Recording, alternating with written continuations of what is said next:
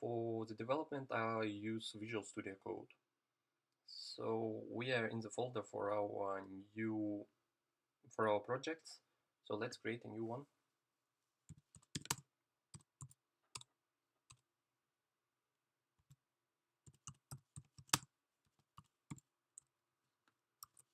For this, we type in the terminal command npm create on latest.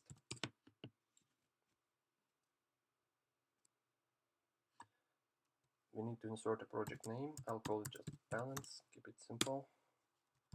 Okay, and the smart contract name. Here we can choose between 4 options for our contracts. So, like a ready counter contract or an empty one. I'll choose an empty Tact contract. While it's installing, I'll tell you about the structure of our project. So our smart contract will have two data fields, balance and owner. And it will have two getters, one built in, I'll tell you about it later, and one getter that we'll create ourselves for us to be able to see the balance on the contract.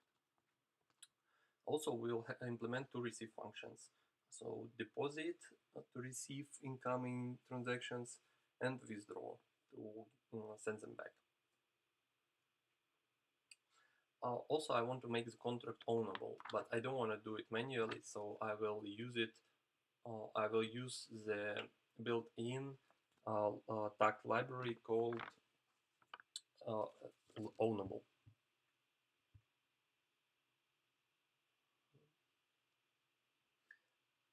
Let's wait until it installs all the dependencies.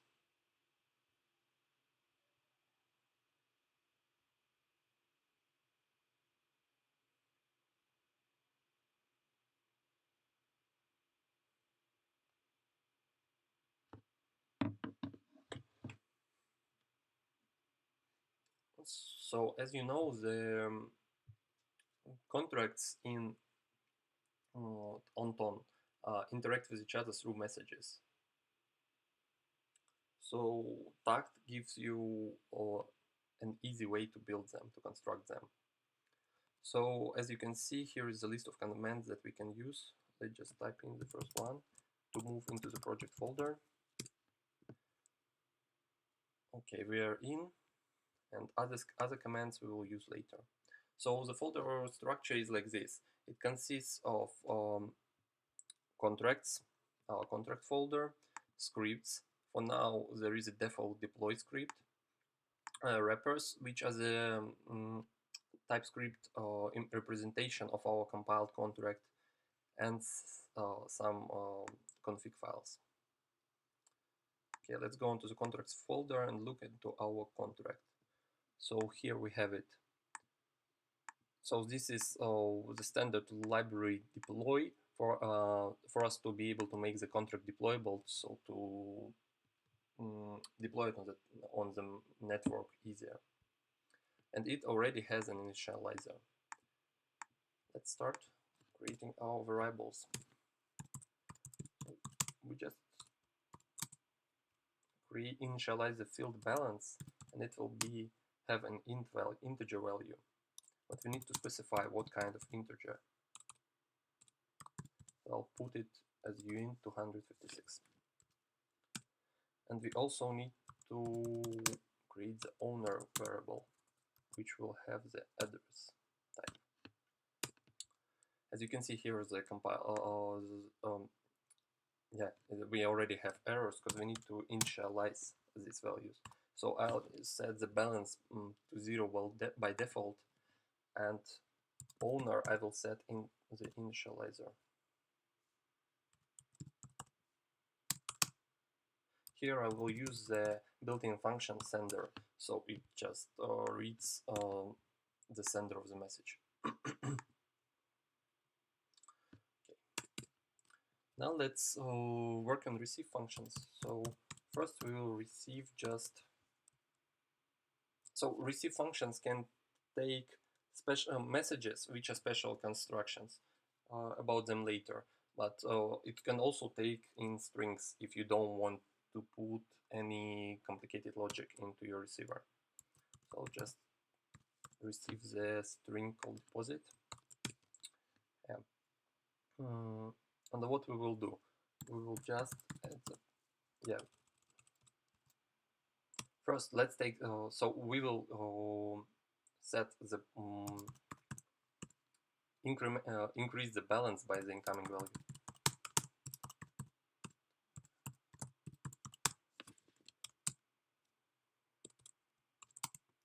For this, we will use the context function, which reads the properties of the incoming message. So whether it's bounced, or we can also get the sender and the value, incoming value of tone with it. Also, we can read the raw message as a slice. Okay. So everyone can deposit into our smart contract. Now let's work on the, let me tell you about the structures message. So we'll just create a simple one. It's similar, the construction of it is similar to the construction of structure. So this message will be withdraw message. And it will have only one field, amount. And I will set it as coins, which is equal to uint 120 if I'm not mistaken. Okay, let's write the receiver.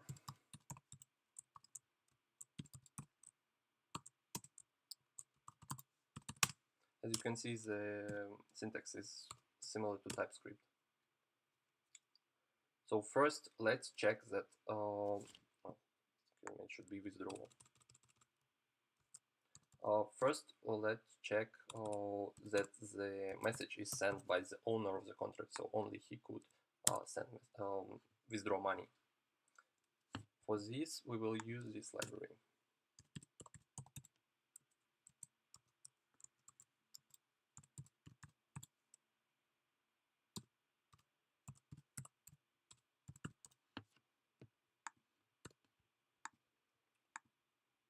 And we should emphasize that our contract is ownable.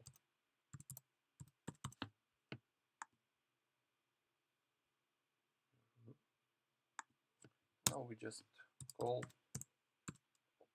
the function of our contract, so self require owner.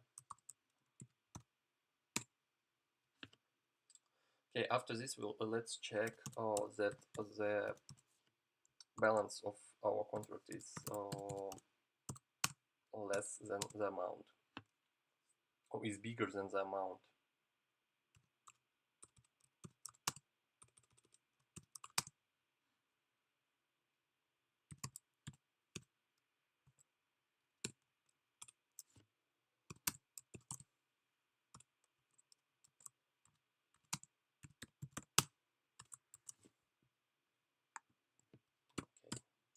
Okay.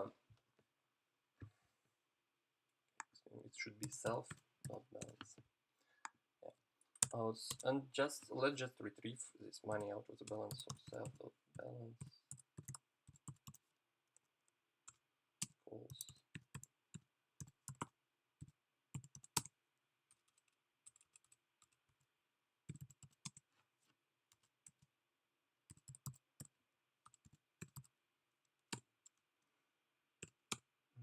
and let's send it now to the user, to the sender of the message. So for it, we use the built-in function send with send parameters.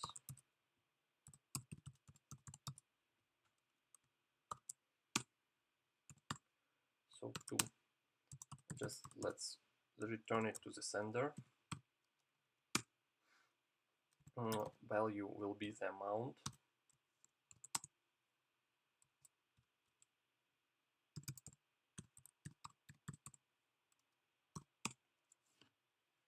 Value will be the amount, and we should emphasize the mode. Should be send ignore errors, just a simple one. Yeah, you can read about other modes later. And the body. So as a body, we can put our message, like withdraw,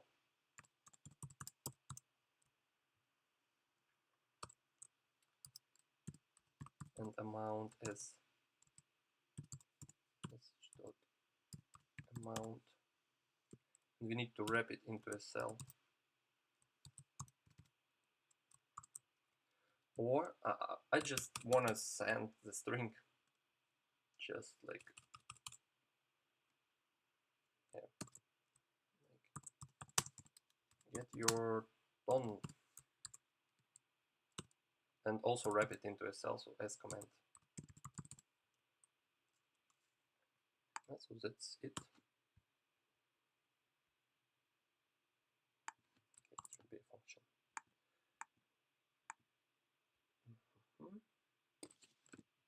Yeah, and also we need to create a getter function.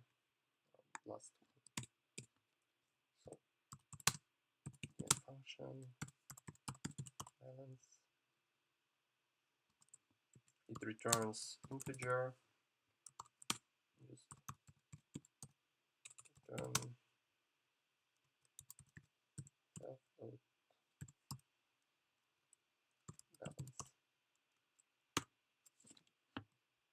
Yeah, let's try to compile it. So for this, we just use npx blueprint, command npx blueprint build.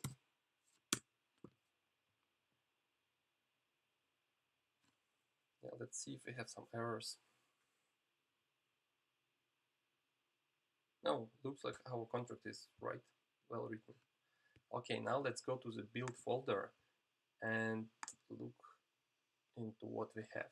So first of all, we have the ABI. Maybe now it's shown not in the best way, but I think it's possible to just use some internet service that will change it to a more readable way. Then BOK file, and let's look, because our Tact contract was first compiled into the fun C, so let's look into this contract. So here is our variable balance. Here is the function require owner, like our owner variable. Here are the receivers. So like here we receive our withdraw message, deploy message, and here are get methods. So we have get balance that we just created, and get owner, which is by default in the ownable library of Tact. Now let's look into the receiver of internal messages. So this is a withdraw message when we receive it. This function handles it. Deploy message. And this is the deposit message where we just where we handle our strings.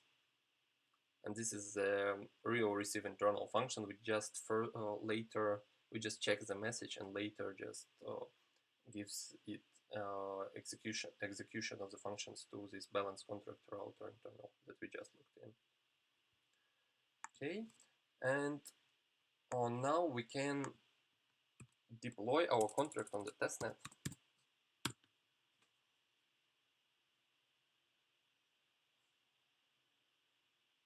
So we have only one file, so it doesn't give us options to choose. I'll choose the testnet, and I will choose the Ton Connect for deployment, but it's up to you what you want to use. And I have a Tonkeeper wallet. Okay, now I need to connect it to my wallet. For it, I need to open the QR code. Yeah, I just scanned it, connect. I'm using my phone now. Yeah, you can see it's connected. Now it asks me to confirm the message. Okay, I confirm it. Yeah, and it's sent. We are now waiting for the contract to be deployed. So like all of this I've done. I opened my mobile application on like Tonekeeper wallet on my mobile phone and just confirmed everything there. Okay, our contract is deployed. We can now explore it on ToneScan.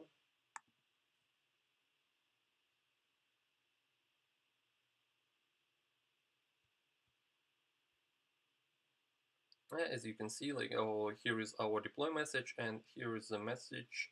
So we got the remaining value back. Yeah, that's really all of it. I think, yeah, we just created a simple contract that actually implements the built-in functions of Tact, because there is a function myBalance, and that returns the contract balance, and you can just send tone without this deposit, without emphasizing the string. If you don't, of course, if you don't want to implement some more complicated logic. Yeah, so that's it. We won't look into the test folder and won't write tests about tests today because it's a pretty broad topic.